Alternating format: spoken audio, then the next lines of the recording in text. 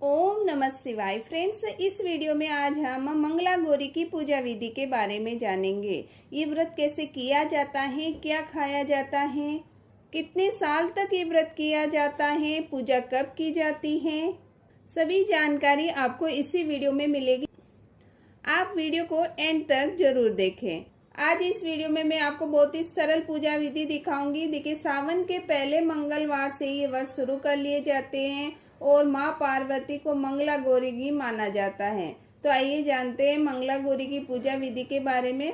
तो सुबह स्नान आदि से निवृत्त हो जाना है, उसके बाद पूजा की जाती है। जहाँ भी आप पूजा करें उस जगह को अच्छे से साफ कर लेना है और लकड़ी की चौकी लगा देंगे। चौकी पर लाल रंग का वस्त्र बिछा देना है और चावल का आसन लगा देंगे। भगवान शिव, माता पार्वती व गणेश जी की फोटो हो या तस्वीर विराजमान कर देंगे।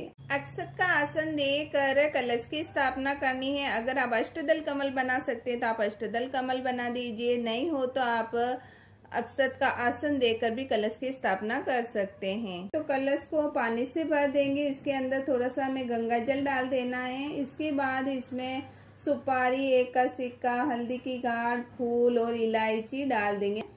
अब आम के पत्ते लेंगे, पत्तों के ऊपर चंदन और रोली का टीका कर देंगे। उसके बाद इनके ऊपर पूर्ण पात्र रखेंगे।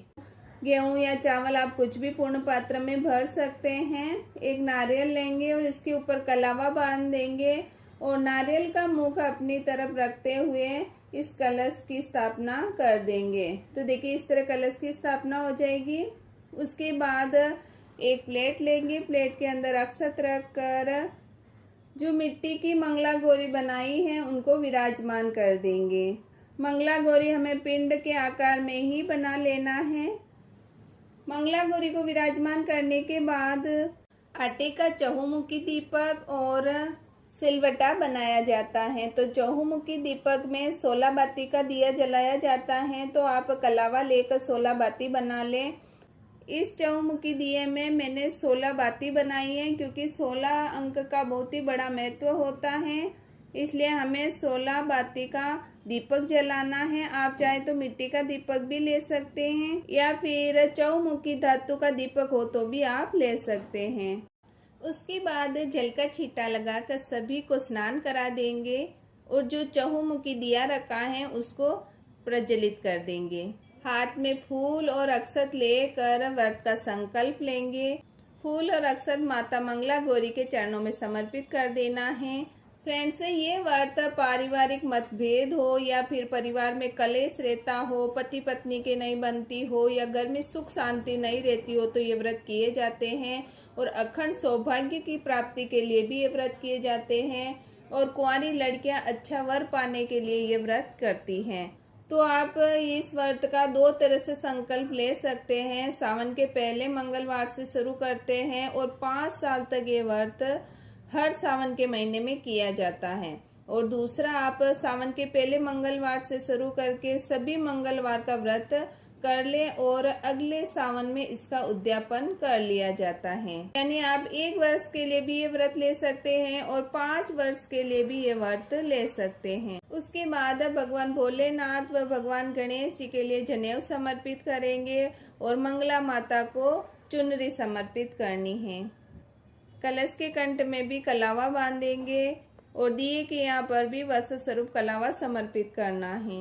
मंगला गौरी को रोली का तिलक करेंगे, भगवान गणेश को रोली का तिलक करना है और कलश पर स्वास्तिक बनाना है। दीपक को भी रोली का तिलक करेंगे, सिलवट्टे के यहाँ तिलक करना है। भगवान भोलेनाथ को चंदन का तिलक करना है। सभी के तिलक करने के बाद अक्षत समर्पित करेंगे और मंगला गौरी माता को 16 अक्षत समर्पित करेंगे। फ्रेंड्स, मंगला गौरी माता को आप जो भी चीज चढ़ाए वो 16 के अंक में हमें चढ़ाना है। सभी को फूल समर्पित करेंगे। माँ मंगला गौरी को 16 फूल समर्पित करने हैं। आप चाहे तो अलग अलग फूल भी ले सकते हैं और अगर अलग अलग फूल नहीं मिल रहे हैं तो एक जैसे भी आप 16 फूल ले सकते हैं। ये 16 पत्ते समर्पित करना है।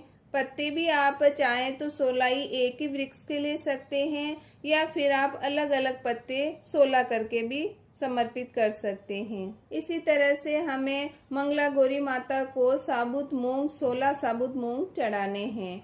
मंगला गौरी माता को 16 श्रृंगार समर्पित करेंगे। ये श्रृंगार का सामान आप अगले मंगलवार को व्रत करें और पूजा करें तब भी माता को यही समर्पित करें, यानी यही श्रृंगार आप समर्पित कर सकते हैं।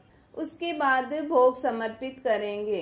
तो माता को अगर आप मिठाई समर्पित कर रहे हैं तो आपको 16 पीस लेकर मिठाई के समर्पित करने हैं। और अगर आप घर पर हलवा बनाकर समर्पित करना चाहते हैं तो छोटी स्पून लेकर 16 चम्मच गिनकर आप निकाल लें और वो मंगला गौरी माता को समर्पित कर सकते हैं। यानी जो भी चीज आप समर्पित करते हैं वो 16 के अंक में होना चाहिए। अगर काजू बादाम किशमिश नहीं है तो आप हलवा भी समर्पित कर सकते हैं। अलग अलग मिठाई आप 16 के अंक में लेकर भी आप समर्पित कर सकते हैं। ऋतुफल समर्पित करेंगे तो आप 16 केले लेकर समर्पित कर सकते हैं या फिर अलग अलग फ्रूट्स 16 लेकर भी समर्पित कर सकते हैं। देखिए मैं यहाँ पर डेमो वीडियो बना रही हूँ, इसलिए मैंने 16 फ्रूट 16 मिठाई इस तरह नहीं रखा है। आप अगर व्रत कर रहे हैं तो आपको रखना है। उसके बाद जल समर्पित करेंगे और दक्षिणा समर्पित करना है। एक जल का लोटा लेंगे, हाथ में फूल और अक्षत लेकर मंगला गौरी की कथा सुनेंगे। कथा सुनने के बाद हाथ में जो फूल और अक्षत लिए हैं वो मंगला गौरी के चरणों में समर्पित कर देना है। और अलग से या तो आप घी का दिया बना ली या फिर कपूर की आरती भी कर सकते हैं। तो मैंने यहाँ धूप दीप कर दिया है और घी का दिया लेकर मंगला गौरी की आरती करेंगे। बहुत ही प्रेम पूर्वक भगवान शिव, मंगला गौरी व गणेश जी की आरती करनी है। आरती करने के बाद पूजा में रह गई कमियों की क्षमा याचना करेंगे और मनोकामना पूर्ण होने की प्रार्थना करेंगे और माता से अखंड सौभाग्य होने की प्रार्थना करेंगे। उसके बाद माता को 5 बार सिंदूर लगाएंगे और हमें वापस अपनी मांग में भरना है, चूड़े के लगाना है। इस तरह स्वाग लिया जाता है। हाथ में जल लेकर चौकी पर एक बार घुमा लेना है, पूजा संपूर्ण हो जाती है। तो और हाँ, मीठा भोजन किया जाता है, नमक नहीं लिया जाता। एक समय ही मीठा भोजन किया जाता है। पूजा आप सुबह या शाम कभी भी कर सकते हैं। वैसे शाम को ही प्रदोष काल में की जाती है। तो फ्रेंड्स, मेरी दी गई ये जानकारी अगर आपके लिए यूजफुल हो तो प्लीज वीडियो को लाइक करें और चैनल को सब्सक्राइब करें। ओम नमः शिवाय।